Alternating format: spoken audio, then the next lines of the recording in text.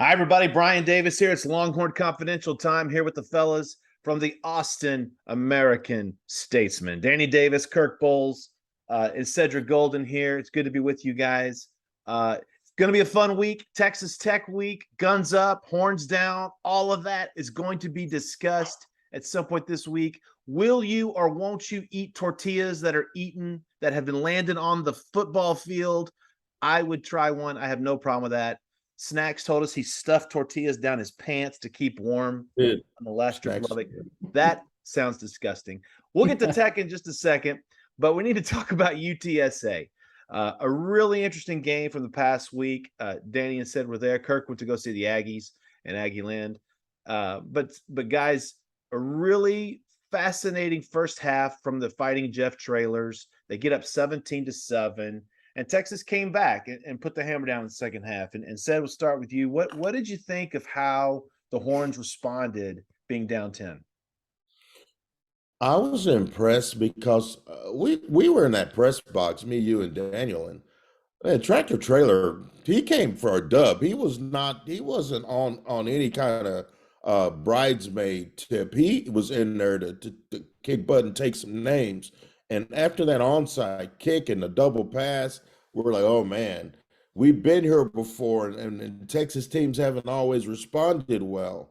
I wrote in Hookem.com that since 2014, they're 7-35 when down double digits. So that didn't really provide any real hope. But then they came back.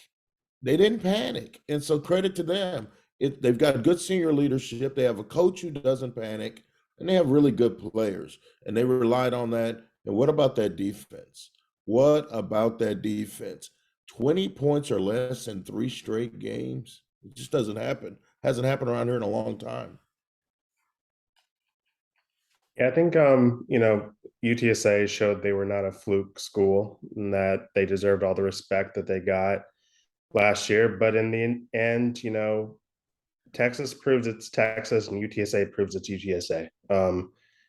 Texas won that game by they quit getting cute. They realized they have number 5 and number 2 in the backfield. They realized they have a bunch of 300-pound, 5-star, 4-star guys in their offensive line, and they just ran it down and just tired out that UTSA defense. Then on defense, they proved that they have those 4 or 5-star talents on defense, and shut down a veteran quarterback in Frank Harris. And UTSA definitely, there's no such thing as a moral victory, but there's points they left on the board and mistakes they wish that they could have had back. But Texas was the better team. Texas was an 11-point favorite for a reason, and I think in the end, the final score, even though it took a winding path to get there, it is what it is. And I think it's what a lot of people expected. And that's just kind of how it turned out. Kirk, I have full confidence that Texas A&M put the Longhorn Network on every television in the press box in Kyle Field. Longhorn Network, they probably put Longhorn Network on the Jumbotron there at Aggieland. But what did you think when you saw? There's Texas fans that may think, based on their complaints about the broadcast of that game, the Aggies may have loved that broadcast. Aggies definitely love the broadcast. There's no doubt. Kirk, what did you think when you saw the score? UTSA 17, Texas 7. Really wasn't shocked. I think any team would have a mental hangover, after that cataclysmic showdown with number 1 Alabama. So I think we probably all fully expected it. It said more to me how they outscored them 34-3 down the stretch. And when we talked to Sark on Monday, he said, nobody blinked, nobody flinched. He said, if this had been last year, I'm not so sure. And to me, that shows you how far this Texas program has come. They believe in each other. They know the talent level that they have, and it's such an upgrade on the roster. So I think they proved a lot to themselves these last 2 weeks, not just to the media and the fan base. So I thought it was very impressive. As you guys just said, UTSA is a legitimate program. I mean, they beat Army. They almost beat Houston. They won 12 games last year, been to 2 straight bowls. So they're not a walkover. And like y'all said, they got, UTSA's best shot. So I think they're going to take a lot of confidence and momentum into Lubbock. Sid, I thought you were gonna say something. Say something, Sid. Say something. No. Real quick though, to come back to a point that Kirk made, I thought that was the most interesting thing out of Sark's Monday presser. It was very candid when he said, last year I don't know, but this year we didn't, or didn't fold or blink or whatever euphemism you want to use. And I agree with that 100%. I think last year's team struggles all the way to the finish line against those guys. And maybe gets beat. Maybe gets beat. Maybe. I mean, now, is that a function of better coaching, more linemen? What is that? Yes, and yes. More maturity. The guys that went through those wars, the Snacks, Coburns, and people of that ilk, Bijan, Robinson, they're a year older, and they've embraced leadership roles on this team. Because I didn't really last year think of Bijan Robinson as a leader, just a great player. But you see him in spring getting after people, talking noise to the defense, trying to hype his teammates up.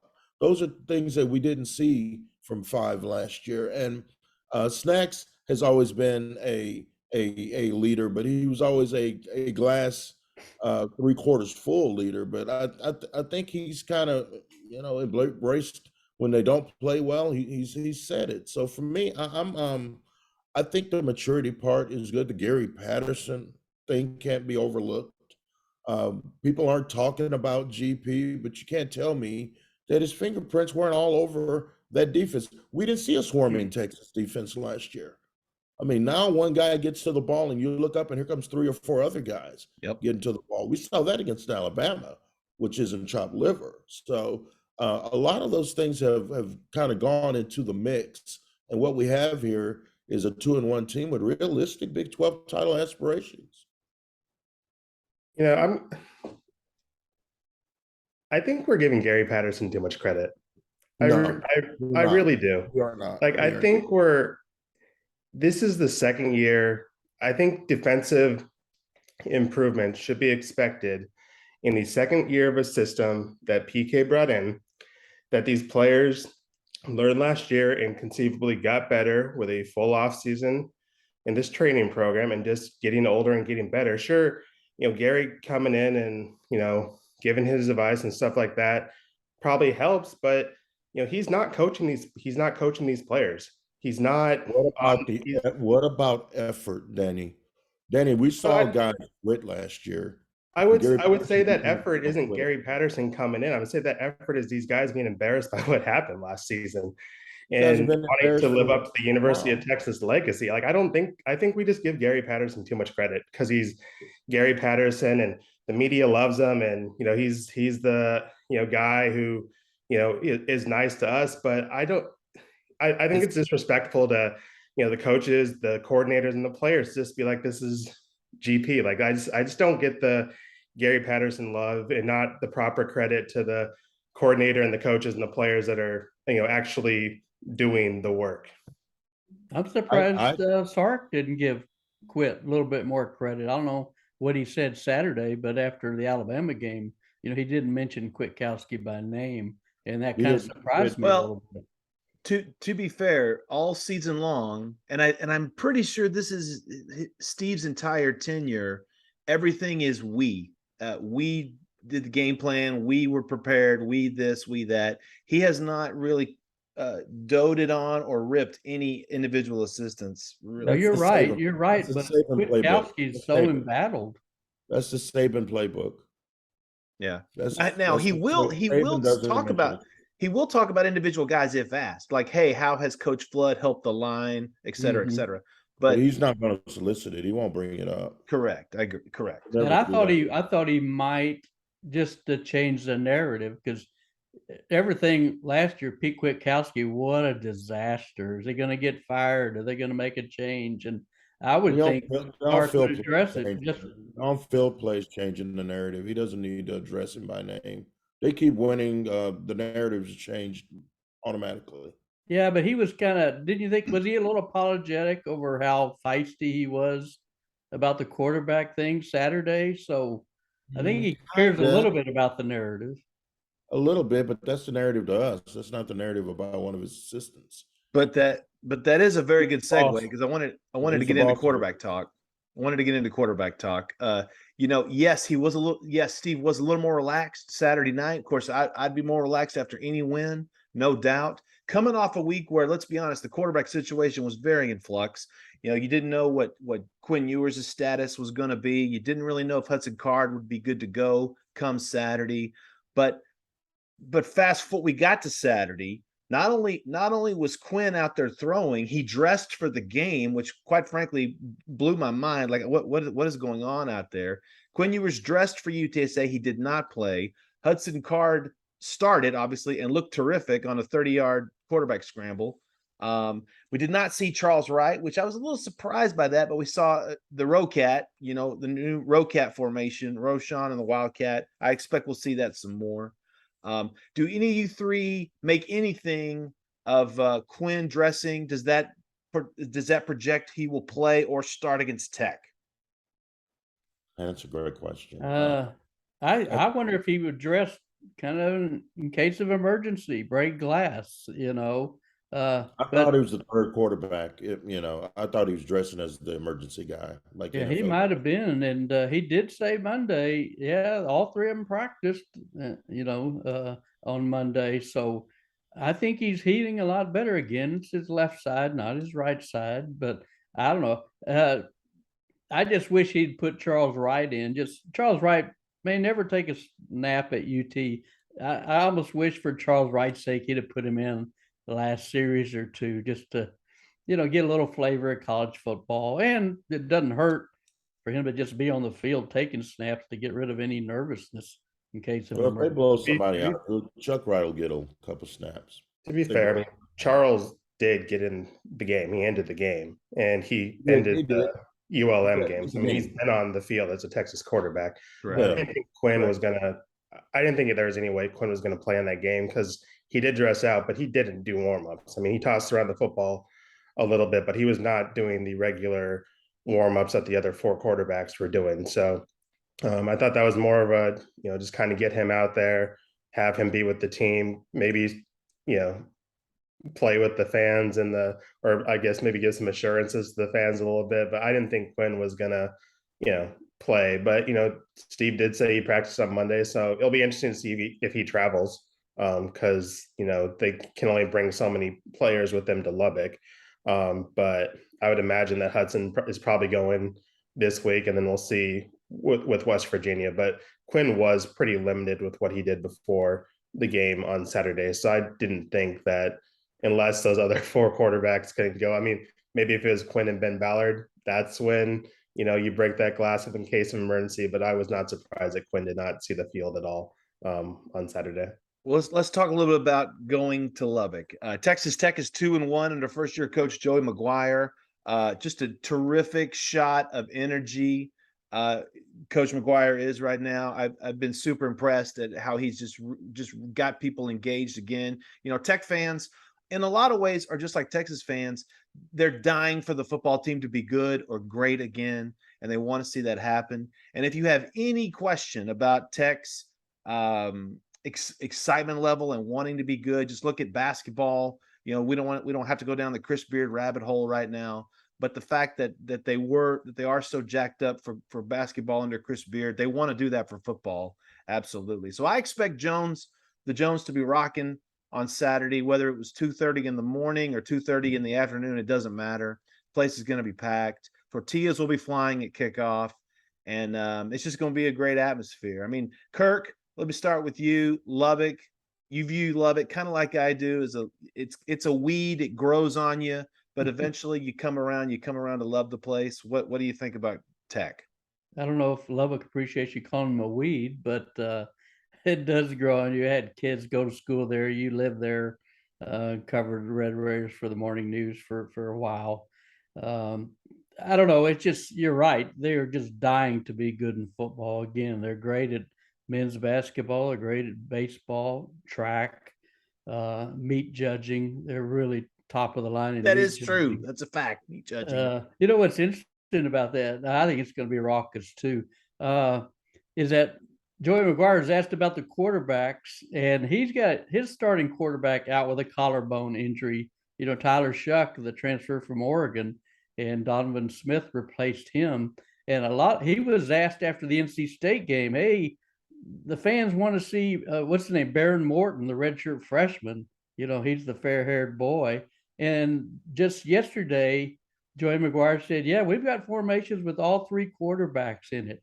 And we just can't wait to unveil that. So I don't know. What's the old adage? If you have two quarterbacks, you don't have one. If you have three, I don't know what you have. Four. You may have a mess, is what you may have. That was just for Texas. Oh, we got three. We got to prepare for three quarterbacks. Usually you're going to play one at a time. So yeah, I like the gamesmanship, but I'm not buying that from Joey. I don't think it's going to be a staple. I'll put it that way. Not if they want to win. I mean, and Texas, 6 in a row? They won 6 in a row out there on South Plains, Duck. And so they've had some success out there, even the Charlie Strong Longhorns. Well, 2 years ago, though, they had Texas beat, until onside kick madness and, winning in overtime. So one thing about this Tech team, their defense is so much better than under Matt Wells. I think they're giving up 83 yards a game on the ground. And, that's not bad after playing teams like Houston and NC State. They played a decent schedule there. So, but I do like the fact that they established Bijan Robinson, got him back in gear and got him cutting loose for a while. So I think Texas is going in there with a ton of confidence. Not going to be easy. Not going to be an easy game for them. I think they're very fortunate. It's a 2:30 kick and not a 7 o'clock. Yeah, I agree with you. Definitely. I don't think it'd be Arkansas crazy, but it'll probably be loud. I know, Danny, you're looking forward to it, right? Danny loves Tech. Yeah, I like Lubbock. This will be my fourth trip, or I guess I didn't go during the pandemic season, so this will be my third trip. But Texas, the last 3 times they've gone out there, you had Chris Boyd picking off Pat Mahomes in the end zone to seal it. 2 years later, LJ had his Crabtree moment to seal it, and then obviously that overtime madness 2 years ago. So I mean, it should be exciting. Obviously, this Tech team, they're not ranked, but they're definitely battle tested. Facing 2 ranked teams and splitting those games, the Tech fans are going to be fired up. As you said, doesn't matter if it be 7 o'clock in the morning, 7 o'clock at night. They'll be ready to go and having fun. It's a great atmosphere. It's a great place to watch a football game. I like that press box. So I mean, it's gonna be fun, and it'll be a good test. Taj Brooks, they're running one of their 2 really good running backs. He's a local, so I'm sure he's going to want to, go against the hometown team. He didn't get a play in that game, which was a slaughter last year. So I'm sure he's going to be fired up for this game. So it's going to be fun. And, after last couple of weeks, this Texas team has had some fun games to play on and has been a fun team to watch. And this should be another one. I'm not sure about the West Virginia game the week after, but Texas Tech, that's good money if you can get a ticket. Will there be any Tech fans trying to block the bus this time? I'll ask you this. Will any Tech fans get run over this week by the Texas team bus? Fans think I'm a murderer, but yeah, whatever. I'll just say this, and I'm gonna leave that alone, BD. A basketball bus is not a football bus. You might want to let that football bus come on through, big guy. You don't want to block the football bus. There could be repercussions. But a basketball bus, yeah, we'll block that. That's cute. You let the football bus come on through. Okay, so let me ask this question then. Who on this football team would be the Brock Cunningham equivalent to get off the bus and stand in the gladiator circle like Brock did and egg on angry Tech fans who circled the bus? Who would be the football equivalent of that? Demo, Agent Zero, probably. Yes. With his cowboy hat. He'll hold it down. Danny. Yeah. I don't know. With some of the videos I've seen recently, and maybe the head football coach, he seems to be quite amped up before games. So Sark may go out there. That's a great point. That's a great point, Danny. Up and down, man. He was pumped. Yes. Okay, so here's my question to that. Why? I mean, we saw what happened when you come onto the football field and you try to headbutt Malcolm Roach to get your players fired up. I get it that you can go overboard. Okay. But should Sark show more of that? Let the fans see more of that, not just on a TikTok video. Should fans see more Sark being pumped up like that on the field? No, I think Okay. the thing about the difference between Sark and I think it was Anthony Cook who we talked to this about yesterday, and Tom is, I feel with Steve that this is all genuine. I feel like that's who he is. Real. It's not It's real. manufactured. That is just who he is, and it's who he is with his players. He's kind of a different guy. He's more reserved with us, but it's not manufactured. It's not fake. And I think if you do too much for the fans or you do too much, like that video that came out with him jumping, that wasn't a Texas video. That was some fan that There's a fan video released that video. So I think if Texas, their media department gets too involved, it just becomes fake. And these players, this is the social media generation. They know what fake is, and so I think if he wants to get through his players, he just needs to be him. And who we saw in those videos, that's him. And the players, they know what real is. And if you're being too fake, I think that was Tom's problem a few times. And some of his little outbursts, the players can sense that. And so I don't think we need Steve to come and fired up at press conferences or doing TikTok dances for the Texas football account. Like, just be who he is, and the players will buy into that. I think that's kind of what's happening. Yeah. What about sledgehammer? Could he do the sledgehammer? No, not yet. We secure the bag? Not yet. Can you fight Mike Gundy? Definitely not yet. I don't think Tom was being fake. I think Tom was being Tom. He's crazy. And he just kind of let everybody see it. I really think Tom was being Tom too. Yeah, there were a couple of those things. Now, the sledgehammer thing was over the top, but the Mike Gundy thing, that was Tom Herman. I don't know if the headbutting your football player ahead of a football game is the real Tom Herman. I think that was this will fire up the guys. This will get him going, and I'm sure his players were all standing there being like, what the heck is this dude? Oh, wow. Danny just held back right there. I love it. Danny just caught himself. He pulled himself back from the leg. Try not to get fired over here. I will say that one thing that I do really like about Sark is how he has been even keel with us. He does not. I mean, he gets feisty from time to time, but for the most part, we know what we're going to get on a Monday to Thursday basis, Monday, Thursday, Saturday basis with him. So that's good. Yeah, no, I'd agree. But like I said, I agree with Danny. Be who you are. Yeah, be got to be who you are, because players will see through that if they don't. So. Anyway, any last words, BD? On these guys love Steve Sarkisian. You can tell they do. Yeah, they love him more if they're winning too. Yeah, winning does cure. Yeah, I guess they loved him last year. That didn't work out. Tom won. But well, winning is hard. Winning is hard. Right? Not in Tuscaloosa. It's not. No, it's Any not. last words, BD, on our last confidential of the week?